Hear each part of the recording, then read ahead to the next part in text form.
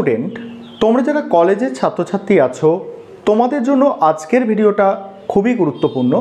আজকের ভিডিওটায় যে বিষয়টা নিয়ে আলোচনা করব, পশ্চিমবঙ্গে যত ইউনিভার্সিটি আছে এবং তার আন্ডারে যে সমস্ত কলেজগুলো আছে সেই কলেজের সেমিস্টার পরীক্ষার নিয়ম সম্পর্কে আলোচনা করব।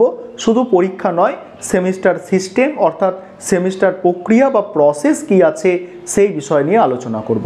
সেক্ষেত্রে আজকের ভিডিওটায় যে বিষয়গুলো আলোচনা করব তোমরা একটু বোর্ডে দেখে নাও। 1 নম্বর বিষয় তোমাদের থাকছে যে অড সেমিস্টার অর্থাৎ প্রথম সেমিস্টার, থার্ড সেমিস্টার এবং ফিফথ সেমিস্টারের পরীক্ষা কবে হতে চলেছে।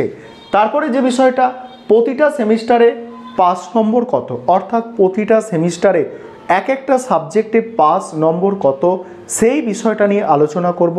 3 নম্বর গুরুত্বপূর্ণ বিষয় যেটা তোমরা অনেকেই জানতে চেয়েছো যে সাপ্লি এক্সামের নিয়ম অর্থাৎ সাপ্লিমেন্টারি যে পরীক্ষা, এই সাপ্লিমেন্টারি পরীক্ষার নিয়ম সম্পর্কে বিস্তারিত আলোচনা পাবে আজকের ভিডিওটায়। তারপরে যে বিষয়টা নিয়ে আলোচনা করব রিভিউ করার নিয়ম অর্থাৎ তোমরা রিভিউ কারা করবে এবং রিভিউটা কি সেই বিষয়টা নিয়েও আলোচনা হবে।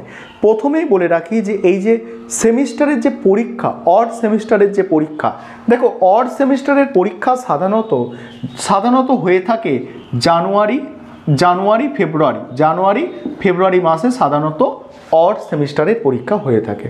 অর্থাৎ জানুয়ারি ফেব্রুয়ারি মাস থেকে পরীক্ষাটা শুরু হয়, ঠিক আছে, আর ফেব্রুয়ারির মধ্যেই শেষ হয়ে যায়। জানুয়ারি থেকে শুরু, ফেব্রুয়ারির মধ্যে শেষ হয়ে যায়। সেক্ষেত্রে প্রথমে হয় সেমিস্টার 5 অর্থাৎ ফিফথ সেমিস্টারের পরীক্ষা, তারপরে শুরু হয় থার্ড সেমিস্টারের পরীক্ষা, তারপরে শুরু হয় সেমিস্টার 1-এর পরীক্ষা।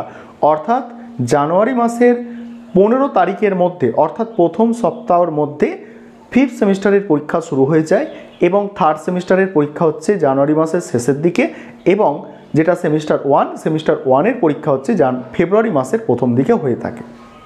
এখানে একটা বিষয় তোমাদের বলে রাখি, এখানে যে বিষয়টা বলার আছে যে তোমরা বিভিন্ন নিউজ পেপার, বিভিন্ন সোশ্যাল মিডিয়ায় বিভিন্ন ক্ষেত্রে তোমরা একটা তথ্য পাচ্ছ যে বিভিন্ন ইউনিভার্সিটির পরীক্ষা নাকি জানুয়ারি মাসের অড সেমিস্টারে অর্থাৎ টোটাল এই যে 3টে সেমিস্টার আছে, সেমিস্টার 1, সেমিস্টার 3 এবং সেমিস্টার 5, এই 3টে সেমিস্টারের পরীক্ষাই নাকি জানুয়ারি মাসে হতে চলেছে। দেখো এটা কতটা সত্য এখন কিন্তু এটা বলা সম্ভব নয়, কারণ এই নিউজটা টেলিগ্রাফের মতো প্রথম সারির যেসব টাইমস অফ ইন্ডিয়া, টেলিগ্রাফের মতো প্রথম সারির যেসব নিউজ পেপার আছে সেখানে একটা আর্টিকেলে দেওয়া ছিল যে ক্যালকাটা ইউনিভার্সিটির পরীক্ষা, অড সেমিস্টারের পরীক্ষা জানুয়ারি মাসের প্রথমে হতে পারে। তবে তার জন্য একটা মিটিং বসেছিল, তার জন্য একটা আলোচনা প্রক্রিয়া চলছে, সেটা কতটা কার্যকরী হবে সেটা পরে সময়ই বলবে। কারণ দেখো তোমরা যারা প্রথম সেমিস্টারের ছাত্রছাত্রী আছো তোমাদের কাছে কিন্তু এখন অনেক সাবজেক্টের সিলেবাস ক্লিয়ার নেই, সিলেবাস ক্লিয়ার আছে, সিলেবাস তোমরা প্রত্যেকেই জানো, কিন্তু তোমাদের যে কোয়েশ্চেন প্যাটার্ন, তোমরা অনেক সাবজেক্টের কোয়েশ্চেন প্যাটার্ন এখনও জানতে পারোনি। তবে কোয়েশ্চেন প্যাটার্ন তোমরা কবে জানতে পারবে? আশা রাখি এই ডিসেম্বর মাসের মধ্যেই বিভিন্ন ইউনিভার্সিটির আন্ডারে তোমাদের কোয়েশ্চেন প্যাটার্ন যেগুলো হবে সম্পূর্ণ সিলেবাসটা তোমাদের ক্লিয়ার করে বলে দেওয়া হবে, এটুকু আশা আছে। তবে এখানে তোমরা যেটা ধরে এগোবে সেটা হচ্ছে তোমাদের যাদের তোমরা ফিফথ সেমিস্টারের ছাত্রছাত্রী আছো তোমরা ধরে নিতে পারো তোমাদের জানুয়ারির প্রথমেই পরীক্ষা শুরু, সেক্ষেত্রে তোমরা সেইভাবে তৈরি হবে। আশা করি তোমাদের সিলেবাস অনেকটা পড়ে ফেলেছো এবং যাদের বাকি আছে এই যে দিন কটা আছে এই দিন কটায় ভালো করে তৈরি করো। আর তৈরি করার সময় প্রিভিয়াস ইয়ার্সের প্রশ্নপত্র অবশ্যই তোমরা ফলো করবে, কারণ সেখান থেকে অনেকটা তোমরা কমন পাবে, তোমরা সেটা জানো, কারণ কয়েকটা সেমিস্টার পরীক্ষা দিয়েছো। থার্ড সেমিস্টারে তোমরা যারা আছো তোমরাও সিলেবাস যত তাড়াতাড়ি পারো কমপ্লিট করো এবং তোমরা যারা প্রথম সেমিস্টারের ছাত্রছাত্রী আছো তোমরাও কিন্তু ভালো করে পড়াশোনা করো। কারণ কলেজের ক্ষেত্রে দেখা যায় কি পড়াশোনা করতে কেউ সেভাবে বলে না, কিন্তু তারপরেই কি আসে, তারপরেই সাপ্লির যে বিষয়টা সেটা চলে আসে আমাদের জীবনে। এবারে 5 নম্বরটা নিয়ে একটু আলোচনা করার আছে যে 5 নম্বর কত তোমরা অনেকেই জানো, তাও এই বিষয়টা আমি একটু বলি যে তোমাদের কিন্তু 30% নম্বর অর্থাৎ 30% নম্বর পেলে তোমরা পাস করবে, সেটা অনার্স কোর্সে হোক এবং জেনারেল কোর্সে হোক। 30% অর্থাৎ 30% নম্বর পেলে পাস। 30% মানে কি 100 নম্বরের মধ্যে 30 নম্বর পেতে হবে, এইটাকে বলা হচ্ছে 30% নম্বর। এবারে দেখো তোমাদের কোনো কোনো সাবজেক্ট 65 নম্বরের পরীক্ষা হচ্ছে। ফিফথ সেমিস্টারে তোমরা যারা আছো, থার্ড সেমিস্টারে আছো 65, মানে 6-এর মধ্যে 10-এর মধ্যে 3, 6-এর মধ্যে কত, 3 6 18 আর 2-এ কত, এখানে 20 নম্বর পেতে হবে। এবারে তোমরা যারা প্রথম সেমিস্টারে আছো তোমাদের 75 নম্বরের পরীক্ষা, সেক্ষেত্রে তোমাদের কি হচ্ছে, তোমাদের পেতে হচ্ছে 23 নম্বর পেতে হচ্ছে। এই বিষয়টা এইভাবে তোমাদের কিন্তু পার্সেন্টেজটা ক্যালকুলেট হয়। এখানে আরও কিছু বিষয় তোমাদের বলার আছে, যে তোমরা অনার্সের যারা স্টুডেন্ট আছো তোমরা 30% পেলে তোমাদের সেমিস্টার ক্লিয়ার দেখাচ্ছে, তোমরা পরের সেমিস্টারে চলে যেতে পারছো। কিন্তু যদি তোমাদের অনার্স টিকিয়ে রাখতে হয় বা অনার্সের সার্টিফিকেট পেতে হয়, সেক্ষেত্রে তোমাদের কিন্তু সমস্ত সেমিস্টারগুলো মিলিয়ে তোমাদের কিন্তু 40% নম্বর থাকতে হবে অনার্স সাবজেক্টে। তোমাদের কি বললাম, যে তোমাদের অনার্সটাকে টিকিয়ে রাখতে হলে তোমাদের সবকটা সেমিস্টার মিলিয়ে তোমাদের 40% নম্বর থাকা চাই। কোনো একটা সেমিস্টারে কম, কোনো একটা সেমিস্টারে বেশি হলে কোনো অসুবিধা নেই সেক্ষেত্রে।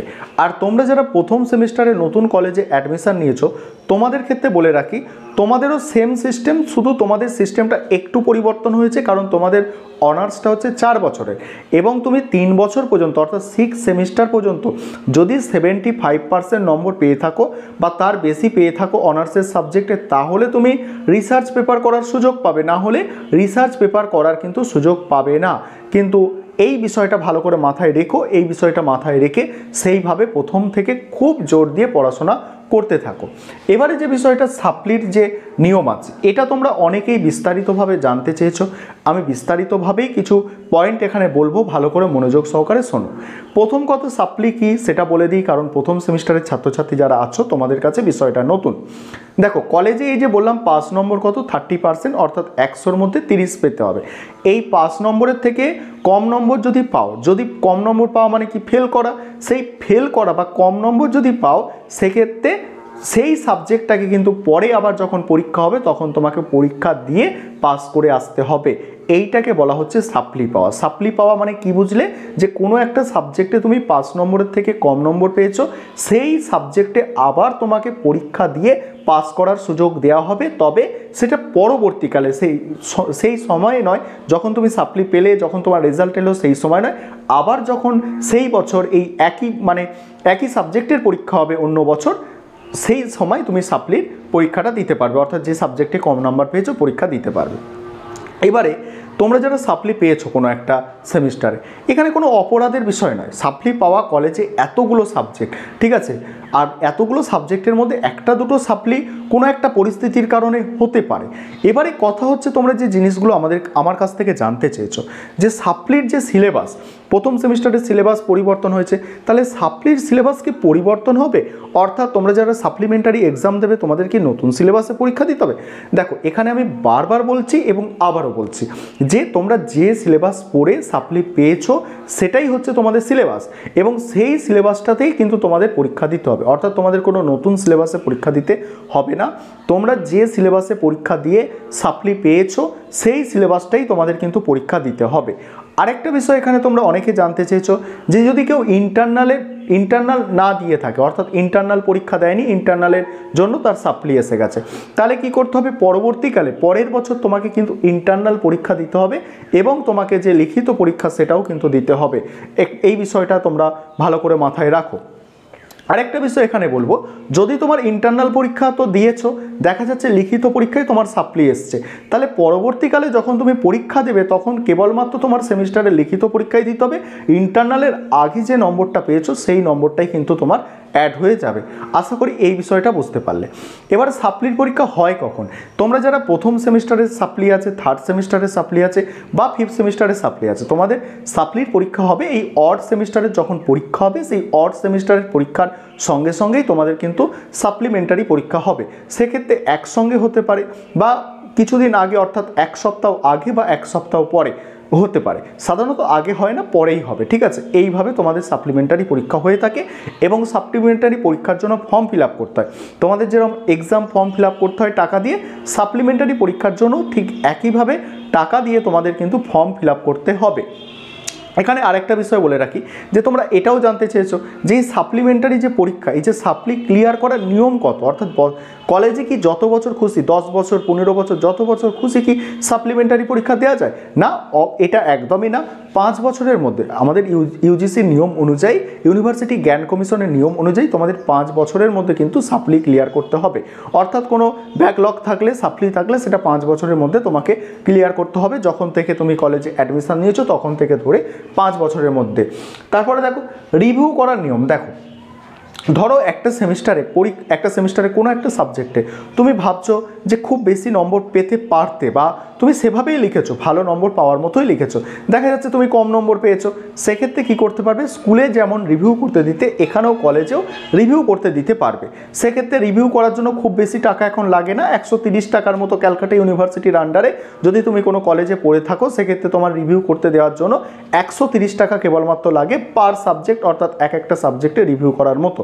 এবার তোমরা কারা রিভিউ করবে কারা করবে না, দেখো তোমরা যারা 20 নম্বরে ধরো পাস, 20 পেয়েই পাস করেছো, তার থেকে বেশি পাওনি বা তার থেকে কম পাওনি, তোমাদের বলবো তোমাদের রিভিউ করার দরকার নেই। কারণ কি জানো, 2 নম্বর ধরো কমে গেল, তাহলে কিন্তু তোমার সেমিস্টারটা নট ক্লিয়ার আসবে এবং তোমাকে কিন্তু সাপ্লি এসে যাবে। সেক্ষেত্রে তোমাদের যাদের একদম যে 5 নম্বর, সেই 5 নম্বর পেয়েই পাস করেছো, তোমাদের রিভিউ করার, আমার মতে তোমাদের রিভিউ করার দরকার নেই। তোমরা যারা কম নম্বর পেয়েছো, 5 নম্বরের থেকে 2 নম্বর 3 নম্বর কম আছে, তোমরা রিভিউ করতে দাও। কারণ দেখা গেছে যে রিভিউ করতে দিয়ে কিন্তু অনেক ছেলেমেয়েই পাস করে গেছে, অনেক স্টুডেন্টই পাস করে গেছে। বিশেষ করে যাদের 2 নম্বর 1 নম্বর বাকি থাকে, তাদের রিভিউ করতে দিলে বেশিরভাগ সময়ই দেখা যায় তাদের কিন্তু সেমিস্টার ক্লিয়ার দেখায় বা সেমিস্টার ক্লিয়ার চলে আসে। আরেকটা বিষয় এখানে বলবো যে তোমাদের যাদের বিশাল কনফিডেন্ট আছে যে আমরা এত কম নম্বর পেতে পারি না, সেক্ষেত্রে তোমরা রিভিউ করতে দিতে পারো। আজকে আশা করি এই তথ্যগুলো তোমাদের জন্য খুবই হেল্পফুল হবে। আর তোমাদের কাছে একটা রিকোয়েস্ট থাকবে যে তোমরাও তোমাদের বন্ধুবান্ধবদের মধ্যে এই ভিডিওটা শেয়ার করে তাদেরও বিষয়বস্তুগুলো জানার সুযোগ করে দেবে।